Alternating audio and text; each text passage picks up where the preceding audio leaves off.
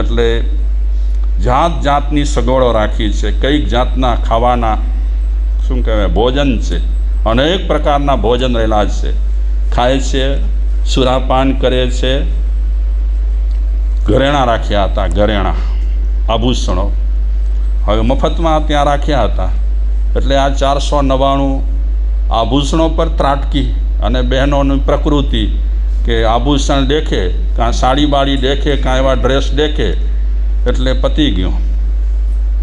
એટલે ઘણા લોકો અમને મજાકમાં કહેતા હોય કે મારા સાહેબ બનતા સુધી શ્રાવિકાને હું બજારમાં ઓછી લઈ જાઉં.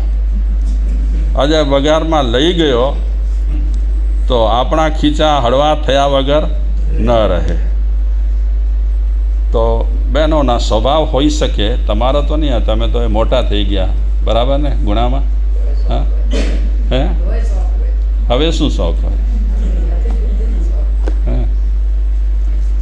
તો આભૂષણો ઘણા પ્રકારના છે, પહેરે છે. 499 આ સાસુઓ આભૂષણો પહેરી એકબીજાને પૂછે છે આવું કેડી લગાતી. વળી એકબીજા પ્રશંસા કરે કે તું ખાસી લગેતી. આવી રીતે જલસામાં પસાર કરે છે સમય. આપણી લાઈફ પણ આવી જ છે. મનુષ્ય અવતાર મળે લગભગ ઘણો બધો સમય આમાં જ પસાર થઈ જાય. ખાવાનું, પીવાનું, દૂર ધમાસા કરવાના. જ્યારે કિનારે પહોંચીએ ત્યારે ખબર પડે કે આણે પાંજી સ્ટીમર પગીએ કિનારે આણે. અરે ત્યારે જ્યારે ખબર પડે ત્યારે હાથ પગ કામ કરતા ન હોય, મગજ કામ કરતું ન હોય, આંખો કામ કરતી ન હોય. પછી થતું હોય તેટલું થાય. અમુક અવસ્થાએ માણસ જાગે પછી કાંઈ થઈ ન શકે.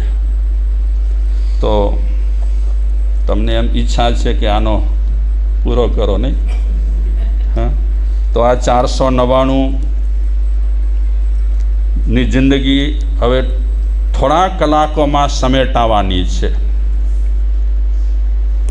બધાને ચેતવણી આપી દીધી છે સિંહસેન મહારાજાએ કે બરાબર મધરાતી થાય ત્યારે તમારે આ લાક્ષાગ્રહને ચારે બાજુથી આગ લગાડી દેવાની. ચારે બાજુ ક્યાં જવા માટે એમને ચાન્સ જ ન મળે. તો જે રીતે ગોઠવણ કરી હતી તે રીતે એ ખાવા પીવામાં મસ્ત છે, પહેરવા ઓઢવામાં મસ્ત છે, ડાન્સ અને સંગીતમાં મસ્ત છે. ત્યારે મધ્યરાત્રિએ સિંહસેનના આદેશ પ્રમાણે ચારે બાજુ આગ લગાડી કુટાગારને. અને એ કુટાગાર સળગી ઉઠ્યો. લાક્ષાગ્રહ હતો.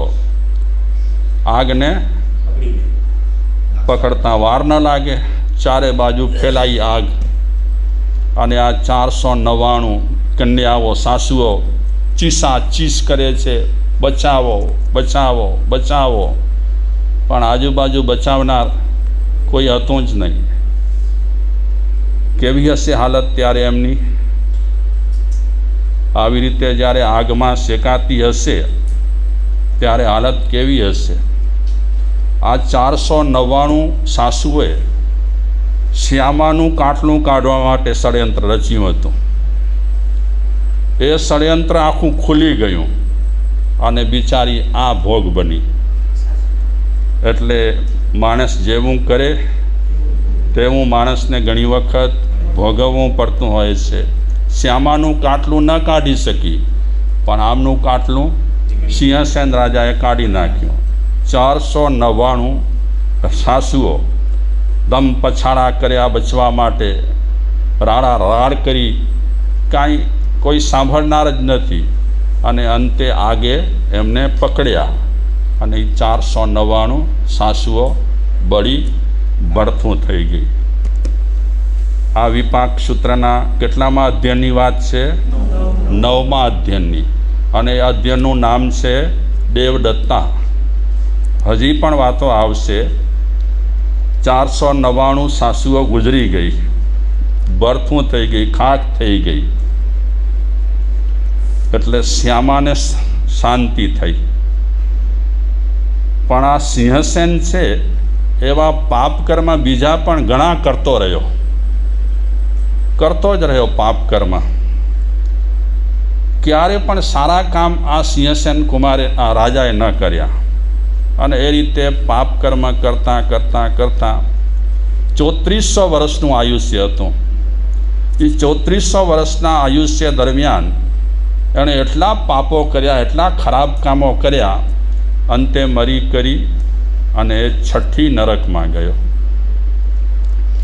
ત્યાંનું જે સાગરોપમનું આયુષ્ય છે એ આયુષ્ય વિતાવે છે નરકમાં. પાપો ઘણા કર્યા તો પાપોના ફળ પણ હવે એને ભોગવવા પડશે. પણ લક્ષ્મીકાંતભાઈનો પ્રશ્ન હજી પણ મારા મનમાં છે કે નરકમાં 22 સાગરોપમ સુધી રહ્યા છતાં પણ પાપ જે બાંધ્યા હોય એ બધા ભોગવાતા નથી.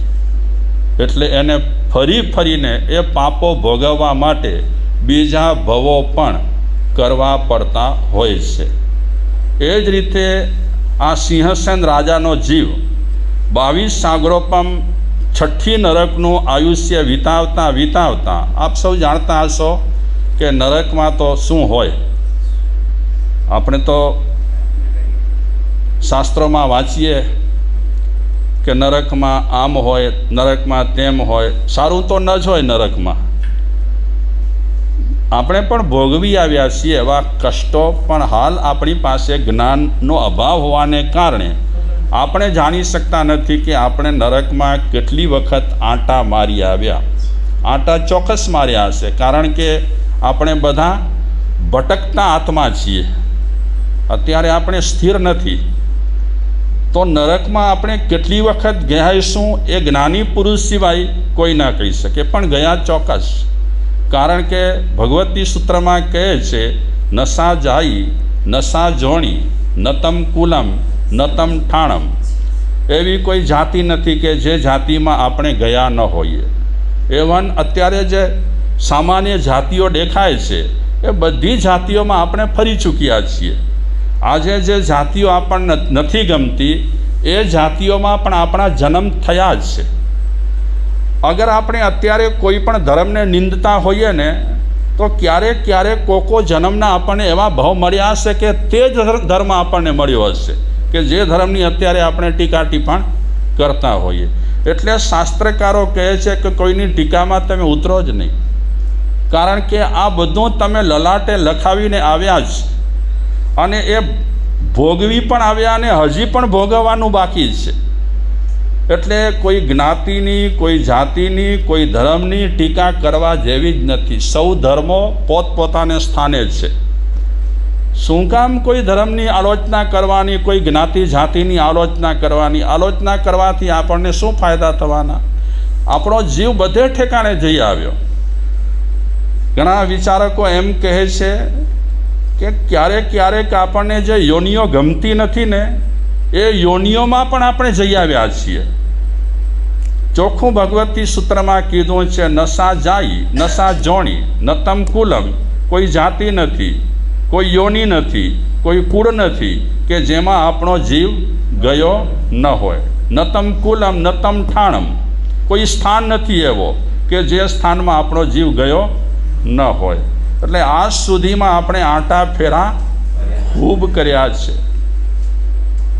અને હજી પણ આપણા આંટા ફેરા કેટલા થશે એ તો આપણા કર્મ પર આધાર છે. તો 22 સાગરોપમનું આયુષ્ય ભોગવી રહ્યો છે આ ભાઈ. શું નામ હતું એનું? સિંહસેન રાજા. અને આયુષ્ય ભોગવ્યા પછી રોહિતક નગરમાં એનો જન્મ થાય છે.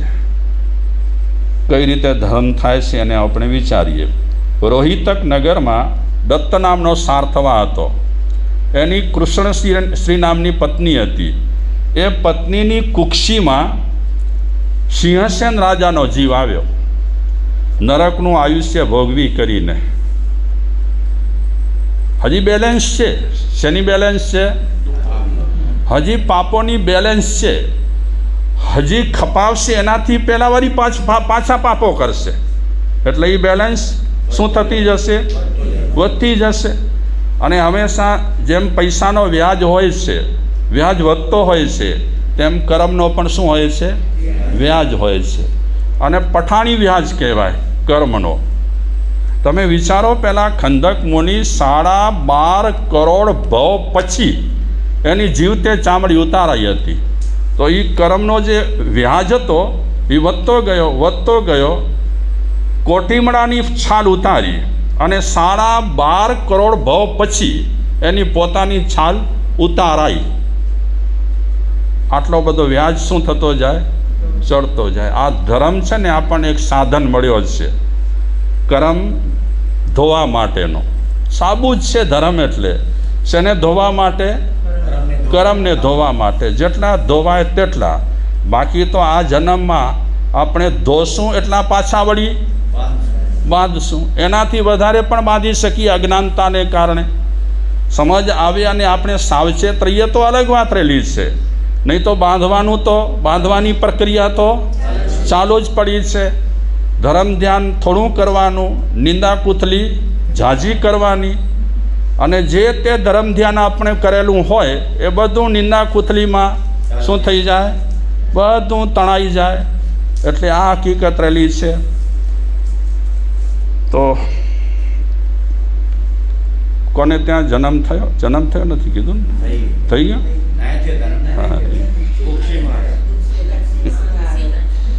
કૃષ્ણશ્રીની કુક્ષીમાં પેલો સિંહ રાજાનો જીવ આવ્યો, પુત્રી પણ આવ્યો અને જન્મ થયો. વિધિ વિધાન પ્રમાણે એનું નામ 12મે દિવસે પાડ્યું દેવદત્તા. તમે સાંભળશો તો ખબર પડશે આ દેવદત્તા કેવા રંગ કરે છે. જેમ સિંહસેન રાજાના ભવમાં 499 કન્યાઓને માર્યા, એ રીતે આ દેવદત્તા પણ શું કરે છે તો મહિલા પણ કઈ બાબતમાં એ કઠોર બને છે? કારણ કે હજી સંસ્કારો સાથે લાવી છે. મારી નખાવાના, મારવાના સંસ્કારો સાથે છે. 22 સાગરોપમ સુધી નરકમાં રહ્યા પછી પણ હજી સંસ્કારો ટકેલા પડ્યા છે. કયા સંસ્કારો? અમારી મારવાના, ખલાસ કરવાના. આ દેવદત્તાના ભવમાં પણ હજી કાંઈ કરશે એ કરામત.